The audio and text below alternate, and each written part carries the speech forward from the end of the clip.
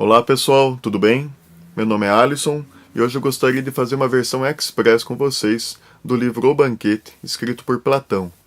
Nesse livro, um cara chamado Ágaton convida seus amigos para uma festa, para um banquete, e a certa altura um deles, o médico chamado Erisímaco, propõe que se faça uma competição de discursos em louvor ao deus Eros, ao deus do amor. Segue-se então 6 discursos: o discurso de Fedro, o discurso do historiador Pausânias, o discurso do médico Erisímaco, o discurso do comediógrafo Aristófanes, o discurso do anfitrião Ágaton e o discurso do filósofo Sócrates. Antes de prosseguir para cada um desses discursos, é necessário explicar a relação entre o Erasta e o Herômeno, que é referida aí em alguns discursos. Erasta e Herômeno são pessoas tocadas por Eros.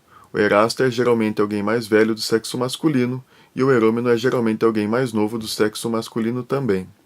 O Erasta contribui com conhecimento e o Herômeno com o desejo de aperfeiçoamento pessoal. Essa relação pode ficar na mútua admiração ou pode envolver um certo enamoramento. Quando desvirtuada, essa relação do Erasta em relação ao Herômeno pode visar tão somente seu corpo, e do Herômeno em relação ao Erasta visar tão somente as benesses, as vantagens políticas, econômicas e sociais advindas dessa relação. Bom, dito isto, vamos ao discurso de Fedro. Fedro diz que Eros é o mais velho dos deuses, diz que o amor de Eros supera em afeto o dos pais em relação aos filhos, no sentido de doação e sacrifício em favor da pessoa amada. Diz que Eros é o caminho à felicidade e à virtude, muito mais do que as riquezas, do que as distinções sociais, do que a linhagem, e termina dizendo que o Erasto é mais divino, enquanto o Herômeno é mais belo. Na sequência vem o discurso do historiador Pausânias. Ele recupera do discurso anterior que o Erasto é mais divino e que o Herômeno é mais belo, e ele se detém em falar sobre essa relação. Para isso, ele explica que há 2 tipos de Eros, uma vez que há 2 tipos de Afrodite e a cada Afrodite corresponde um tipo de Eros. A primeira Afrodite é filha de Urã, se chama Urânia, e é responsável pelo amor entre os homens, que buscam corpos belos e os mais inteligentes, e tem uma relação sem traição e duradoura. O segundo tipo de Afrodite é filha de Zeus, se chama Pandêmia, é responsável pelo amor entre machos e fêmeas, busca os corpos mais belos e menos inteligentes, e visa tão somente o ato sexual. Segundo Pausânias, o primeiro tipo de Eros deve ser exaltado, enquanto o segundo tipo deve ser reprovado. O primeiro tipo de Eros é cultivado, segundo ele, nas regiões da Élida, Beócia, Lacedemônia e na cidade de Atenas, e ele lamenta que essa relação entre Erasta e Herômeno seja reprovada na região da Jônia. Segundo ele, é de interesse do Estado que esse tipo de relação não se mantenha, uma vez que ela bem cultiva a mente e o corpo, e a estabilidade da amizade entre o Erasto e o Herômeno pode ser aí um obstáculo e resistência aos interesses do Estado. Ele ainda diz que o comércio com os jovenzinhos e a prostituição com as mulheres deveriam ser reprovadas, que os presentes do Herômeno em relação ao Erasta deveriam ser bem-vindos e que as investidas do Erasta em relação ao Herômeno, por mais absurdas que sejam, elas não são desprezíveis, porque são em função do amor. Se fossem visando algum cargo político ou empréstimo financeiro, elas seriam desprezíveis. Bom, esse foi o discurso de Pausânias. O terceiro discurso é do médico Erisímaco. Ele recupera do discurso anterior que há 2 tipos de Eros, mas ele não é a favor que seja exaltado um e reprovado o outro. Para o médico Erisímaco, o dessemelhante busca o seu oposto, assim como o doente busca a cura. Então é nesse equilíbrio que está aí o bom Eros. Em seguida vem o discurso do comediógrafo Aristófanes. Aristófanes fala que a natureza primitiva dos seres humanos era bem diferente da que temos hoje. Haviam 3 naturezas, a masculina, a feminina e a andrógena. Os seres humanos tinham uma completude em formato de esfera, eles tinham 4 braços, 4 pernas, um pescoço com 2 rostos e um par de genitálias. Eram fortes, vigorosos, mas eram arrogantes e buscavam alcançar o céu. Diante disso, Zeus resolve dar uma lição de humildade e separa os corpos. e aí a metade masculina busca a metade masculina, a metade feminina busca a metade feminina, e os andrógenos, o masculino busca o feminino, né? Através de ardorosos abraços, eles então buscam restaurar a natureza primitiva. Então, segundo Aristófanes, Eros é um senso de completude. Eu gostaria de ler um trechinho, porque é uma parte bem bonita aí do livro. Fala assim: os que são um pedaço daquele ser misto, o andrógeno, gostam de mulheres, origem de muitos adultérios. As mulheres desejosas de homens procedem dessa variedade, fonte de adúlteras. A mulher fragmento da mulher primitiva não pensa em homem. Sente-se, entretanto, atraída por mulher. Essa variedade gera as companheirinhas. O homem, que é pedaço do macho primitivo, corre atrás de homem. Ainda jovenzinhos, porções do macho primitivo, gostam de homens. Dormir com homens lhes dá prazer. Enredam-se com homens. Excepcionais mesmo quando crianças e jovens. Eles são, por natureza, másculos como ninguém. Alguns dizem que são despudorados, o que é um equívoco. Não é por ser vergonhice que eles se comportam assim, mas por coragem, por virilidade. A masculinidade leva-os a se apegarem ao que se assemelha a eles. Querem prova? Maduros são os únicos a ingressar na política. São machos e pronto. Adultos inflamam-se por jovens. Casamento e prole não lhes interessam, embora a lei os obrigue a isso. Se fosse por eles, passariam a vida um com o outro solteiros. Via de regra, um homem assim constituído apega-se ao menino, dedica-se ao erasta. E assim vai, né? Mais adiante ele diz: nossa natureza primitiva originou esse sentimento. Éramos totalidades. Ao desejo e à busca da totalidade corresponde o nome Eros. Aí vem o discurso de Ágaton. Ágaton, ele se queixa de que até o momento só foi falado sobre os efeitos de Eros, mas não sobre a natureza de Eros. Ágaton então discorda de Fedro, diz que Eros não é o mais velho dos deuses, mas que Eros é jovem e belo e busca corpos jovens e belos, assim como ele. Para ele o semelhante busca o semelhante. E aí ele fala que se os deuses que tivessem convivido com Eros, eles teriam evitado tantas violências que cometeram. Porque para ele, Eros é prazer, e esse sentido de dor não cabe aí em Eros, a não ser quando homologado aos corpos desejantes. Ele tem um discurso bem bonito, que é esse aqui: haverá ser mais suave do que Eros? É extremamente jovem, extremamente doce. O que mais? O corpo, úmido. Fosse seco, não poderia ajustar-se a toda a pele. Não poderia, evasivo, insinuar-se em todos os corações e sumir. Querem provas? Úmido é o corpo, arrebatadoras brilham as formas. É unânime. Eros erra sobranceiro a todos. Erros e Eros vivem em guerra. Flores atestam a textura de sua tez.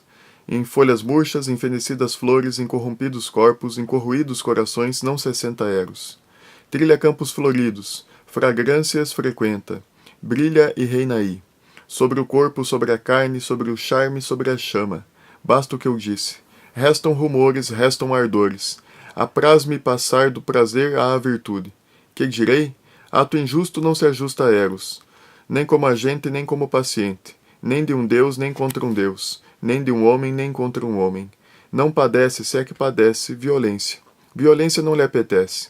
Age, quando age, sem violência. Todos cedem voluntariamente a Eros, em tudo. Atos do desejoso ao desejante, homologados, não são injustos, dizem as leis, rainhas da minha cidade. Na balança de Eros equilibram-se justiça e temperança. Que a temperança governe prazeres e ardores, disso ninguém diverge. Prazer algum supera Eros. E aí vem o discurso de Sócrates. Sócrates fala que não sabia que a intenção era somente elogiar por elogiar, porque ele imaginava que os elogios deveriam ser acompanhados da verdade. E que se Eros deseja o belo, é sinal que ele não é belo, porque ninguém deseja o que já tem. E se deseja o que já tem, no fundo deseja que o que tem se mantenha no futuro. Portanto, se deseja que se mantenha no futuro, que ainda vai acontecer, ele não o tem. Então, se Eros deseja o belo, é porque Eros não é belo. Se o belo é um bem, é sinal que Eros não é bem. Se os deuses são bons e belos, então Eros não é um deus. Eros está a meio caminho entre os homens e Deus. Eros é o vínculo da perfeição. É a ponte entre os homens e o divino. E aí Sócrates recupera do discurso de Ágaton que é necessário primeiro falar da natureza de Eros para depois falar de seus efeitos. Ele diz que uma vez conversou com uma sacerdotisa de Mantineia, chamada Diótima, entendida nos assuntos de Eros, e ela lhe contou a origem de Eros. Diz que na festa de nascimento de Afrodite, um deus chamado Poros, que significa caminho, bebeu demais e dormiu embriagado pelo chão. Aí passou uma mendiga chamada Penos, que significa penúria, e resolveu ter um filho do deus Poros. Então, do nascimento de um deus com uma mendiga, nasceu Eros. Da mãe, ele herdou a rudeza, essa carência de viver ao relento, sem teto, né? Descalço pelas ruas. E do pai ele herdou a energia, a coragem e a decisão. Segundo Sócrates, Eros não deseja o belo, no fundo ele deseja a geração no belo, a imortalidade na mortalidade, porque não sendo um deus, não pode conservar a si mesmo idêntico eternamente. Então ele busca a imortalidade ao produzir a criação, a geração no belo. Então, para Sócrates, há 3 tipos de imortalidade na mortalidade. Através da procriação, quando o novo substitui o velho, não conservando-se idêntico a si mesmo, mas mantendo a espécie. Através do renome, quando através de atos de bravura você consegue o renome. E através das artes, quando através de uma psique profunda você se imortaliza nas artes. Ainda, Sócrates adverte que o belo de um corpo e o belo de outro corpo ambos participam de um mesmo belo. Não devemos nos prender a simulacros do belo, mas sim ao verdadeiro belo. Diz ele: o belo dura sempre, não surge nem perece, não aumenta nem diminui. Não é belo aqui e feio acolá. Não conhece sim e não sucessivos. Não é belo em relação a isso e feio em relação a aquilo. Nem belo aqui e feio ali. Nem belo para uns e feio para outros. Mais adiante. O belo se revelará em si mesmo, por si mesmo, sempre uniforme, ao passo que todos os corpos belos participam dele de tal maneira que nascimentos e mortes nada lhe aumentam nem diminuem, em nada o afetam. Mais adiante.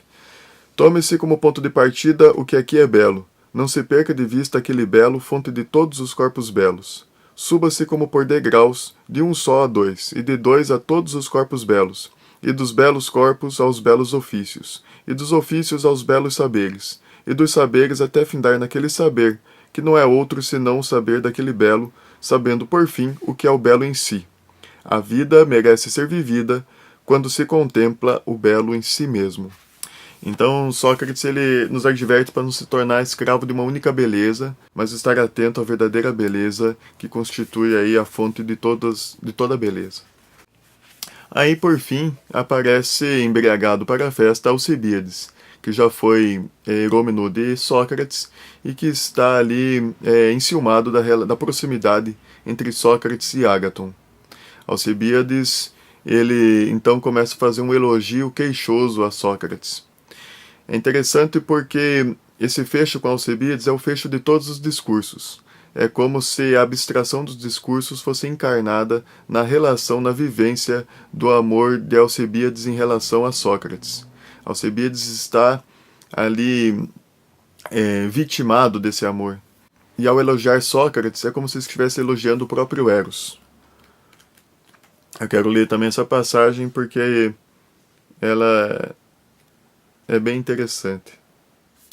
Sócrates, ele me arrebata, ele me escraviza, isso me irrita.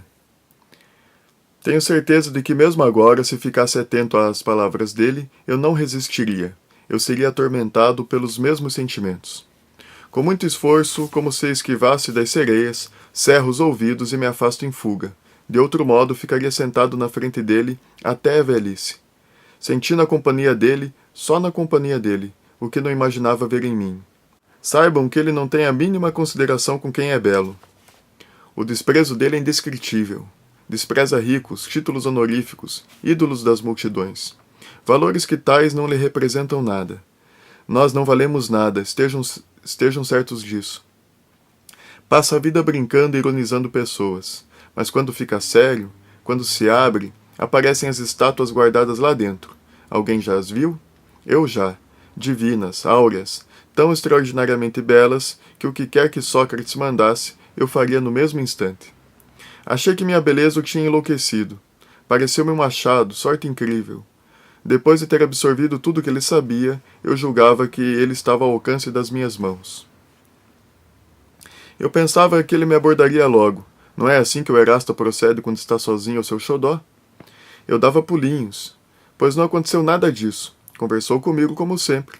Passamos o dia juntos. Ele se despediu e foi-se embora. Não desisti. Convidei-o a fazer exercícios físicos comigo e passei a rebolar. Isso tinha que produzir efeito.